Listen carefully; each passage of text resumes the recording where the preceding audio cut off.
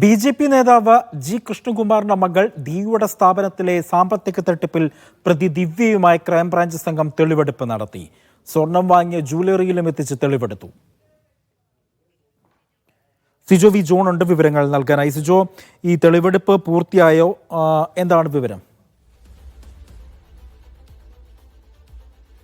തെളിവെടുപ്പ് പൂർത്തിയായിട്ടുണ്ട്. രണ്ടിടങ്ങളിലാണ് ഇവരെ എത്തിച്ച് തെളിവെടുപ്പ് നടത്തിയത്. ഒന്ന്, ഇവർ ജോലി ചെയ്തിരുന്ന ദിയയുടെ സ്ഥാപനത്തിലും. രണ്ടാമത്, ഇവർ ഈ പണം വാങ്ങിയതിന് ശേഷം തട്ടിപ്പിലൂടെ കിട്ടിയ പണം ഉപയോഗിച്ച് ഇവർ സ്വർണ്ണമൊക്കെ വാങ്ങിയിരുന്നു. അങ്ങനെ സ്വർണം വാങ്ങിയ ജ്വല്ലറിയിലും എത്തിച്ചാണ് തെളിവെടുപ്പ് നടത്തിയത്.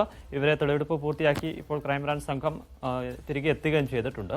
ഈ തെളിവെടുപ്പിനിടെ ഇവർ എങ്ങനെയാണ് ഈ തട്ടിപ്പ് നടത്തിയത് സംബന്ധിച്ച് വിശദമായി തന്നെ വിവരിക്കുന്നുണ്ട്. അതോടൊപ്പം തന്നെ ഈ തട്ടിപ്പിലൂടെ തങ്ങൾക്ക് ലഭിക്കുന്ന പണം ഓരോ ദിവസവും തങ്ങൾ 3 പേരും കൂടി ചേർന്ന് വീതം വച്ചെടുക്കുകയായിരുന്നു എന്നുള്ള കാര്യവും ഈ ദിവ്യ ഈ തെളിവെടുപ്പിനോടുള്ള കാര്യങ്ങളിൽ വ്യക്തമാക്കുന്നതും നമുക്ക് അതിൽ തന്നെ കേൾക്കാൻ പറ്റുന്നതാണ്.